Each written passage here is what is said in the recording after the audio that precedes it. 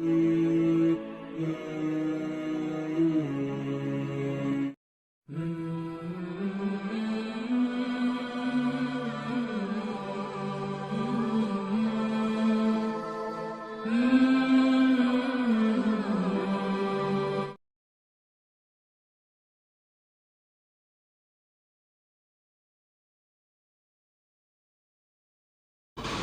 اللہ الرحمن الرحیم۔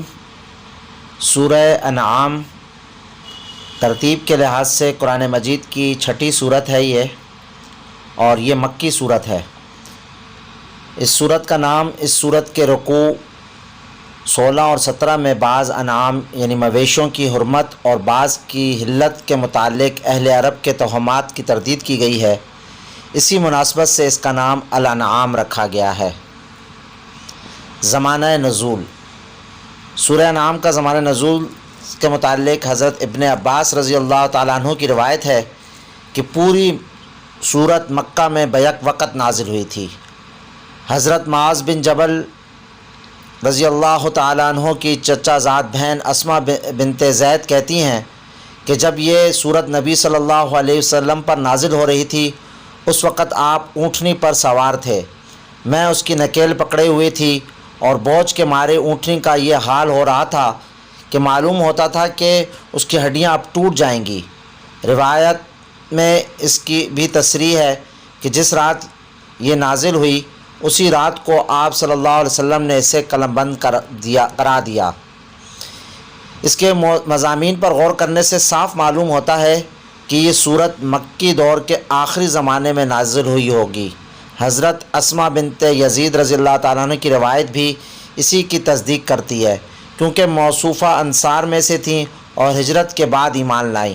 اگر قبول اسلام سے پہلے معاذ بربنائے عقیدت وہ نبی صلی اللہ علیہ وسلم کی خدمت میں حاضر ہوئی ہوں گی تو یقیناً یہ حاضری آپ کی مکی زندگی کے آخری سال ہی میں ہوئی ہوگی۔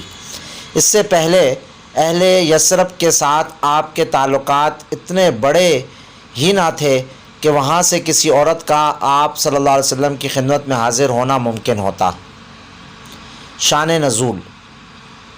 زمانہ نزول متعین ہو جانے کے بعد ہم بآسانی اس پس منظر کو دیکھ سکتے ہیں جس میں یہ خطبہ ارشاد ہوا ہے۔ اس وقت اللہ کے رسول صلی اللہ علیہ وسلم کو اسلام کی طرف دعوت دیتے ہوئے 12 سال گزر چکے تھے۔ قریش کی مزاحمت اور ستم گیری اور جفاکاری انتہا کو پہنچ چکی تھی۔ اسلام قبول کرنے والوں کی ایک بڑی تعداد ان کے ظلم و ستم سے عاجز آ کر ملک چھوڑ چکی تھی اور حبش میں مقیم تھی۔ نبی صلی اللہ علیہ وآلہ وسلم کی تائید اور حمایت کے لیے نہ ابو طالب باقی رہے تھے اور نہ حضرت خدیجہ رضی اللہ تعالی عنہ، اس لیے ہر دنیاوی سہارے سے محروم ہو کر آپ شدید مزاحمتوں کے مقابلے میں تبلیغ رسالت کا فرض انجام دے رہے تھے۔ آپ کی تبلیغ کے اثر سے مکہ میں اور گرد و نواح کے قبائل میں بھی صالح افراد پے در پے اسلام قبول کرتے جا رہے تھے، لیکن قوم بحیثیت مجموعی رد و انکار پر تلی ہوئی تھی۔ جہاں کوئی شخص اسلام کی طرف ادنا میلان بھی ظاہر کرتا تھا اسے طعن و ملامت، جسمانی اذیت اور معاشی اور معاشرتی مقاطعہ کا ہدف بننا پڑتا تھا۔ اس تاریک ماحول میں صرف ایک ہلکی سی شعاع یثرب کی طرف نمودار ہوئی تھی، جہاں سے اوس اور خزرج کے 62 لوگ آ کر نبی صلی اللہ علیہ وسلم کے ہاتھ پر بیعت کر چکے تھے، اور جہاں کسی اندرونی مزاحمت کے بغیر اسلام پھیلنا شروع ہو گیا تھا۔ مگر اس حقیر سی ابتدا میں مستقبل کے جو امکانات پوشیدہ تھے انہیں کوئی ظاہر بھی آنکھ نہ دیکھ سکتی تھی۔ بظاہر دیکھنے والوں کو جو کچھ نظر آتا تھا وہ بس یہ تھا کہ اسلام ایک کمزور سی تحریک ہے جس کی پشت پر کوئی مادی طاقت نہیں، جس کا داعی اپنے خاندان کی ضعیف سی حمایت کے سوا کوئی زور نہیں رکھتا، اور جسے قبول کرنے والے چند مٹھی بھر بے بس اور منتشر افراد اپنی قوم کے عقیدہ و مسلک سے منحرف ہو کر اس طرح سوسائٹی سے نکال پھینکے گئے ہیں جیسے پتے اپنے درخت کے جھڑ کر زمین پر پھیل جاتے ہیں۔ مباحث۔ ان حالات میں یہ خطبہ ارشاد ہوا ہے اور اس کے مضامین کو 7 بڑے عنوانات پر تقسیم کیا جا سکتا ہے۔ عنوان نمبر 1، شرک کا ابطال اور عقیدہ توحید کی طرف دعوت۔ عنوان نمبر 2، عقیدہ آخرت کی تبلیغ اور اس غلط خیال کی تردید کہ زندگی جو کچھ ہے بس یہی دنیا کی زندگی ہے۔ عنوان نمبر 3، جاہلیت کے ان توہمات کی تردید جن میں لوگ مبتلا تھے۔ عنوان نمبر 4، ان بڑے بڑے اصول اخلاق کی تلقین جن پر اسلام سوسائٹی کی تعمیر کرنا چاہتا تھا۔ عنوان نمبر 5، نبی صلی اللہ علیہ وسلم اور آپ کی دعوت کے خلاف لوگوں کے اعتراضات کے جوابات۔ عنوان نمبر 6، طویل جدوجہد کے باوجود دعوت کے نتیجہ خیز نہ ہونے پر حضرت صلی اللہ علیہ وآلہ وسلم اور عام مسلمانوں کے اندر اضطراب اور دل شکستگی کی جو کیفیت پیدا ہو رہی تھی اس پر تسلی۔ عنوان نمبر 7، منکرین اور مخالفین کو ان کی غفلت و سرشاری اور نادانستہ خودکشی پر نصیحت، تنبیہ، تحدید۔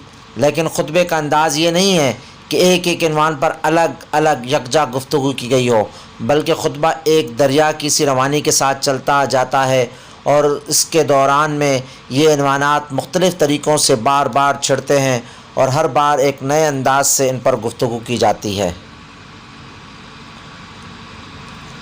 مکی دور کے ادوار۔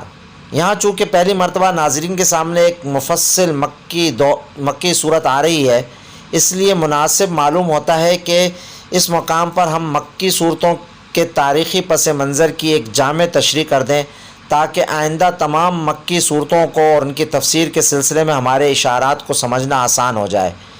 جہاں تک مدنی صورتوں تک کا تعلق ہے، ان میں سے تو قریب ہر ایک کا زمانہ نزول معلوم ہے یا تھوڑی سی کاوش سے متعین کیا جا سکتا ہے، بلکہ ان کی تو بکثرت آیتوں کی انفرادی شان نزول تک معتبر روایات میں مل جاتا ہے۔ لیکن مکی صورتوں کے متعلق ہمارے پاس اتنے مفصل ذرائع معلوم موجود نہیں ہیں۔ بہت کم صورتیں یا آیتیں ایسی ہیں جن کے زمانہ نزول اور موقع نزول کے بارے میں کوئی صریح اور معتبر روایت ملتی ہو، کیونکہ اس زمانے کی تاریخ اس قدر جزئی تفصیلات کے ساتھ مرتب نہیں ہوئی ہے جیسے کہ مدنی دور کی تاریخ ہے۔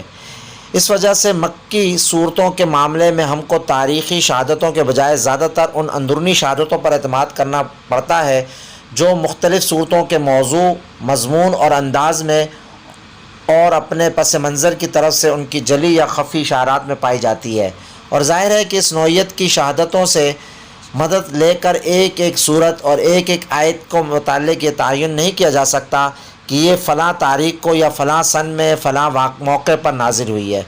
زیادہ صحت کے ساتھ جو کچھ کیا جا سکتا ہے وہ صرف یہ ہے کہ ایک طرف ہم مکی صورتوں کے اندرونی شہادتوں کو اور دوسری طرف نبی صلی اللہ علیہ وسلم کی مکی زندگی کی تاریخ کو آمنے سامنے رکھیں اور پھر دونوں کا تقابل کرتے ہوئے یہ رائے قائم کریں کہ کون سی صورت کس دور سے متعلق رکھتی ہے۔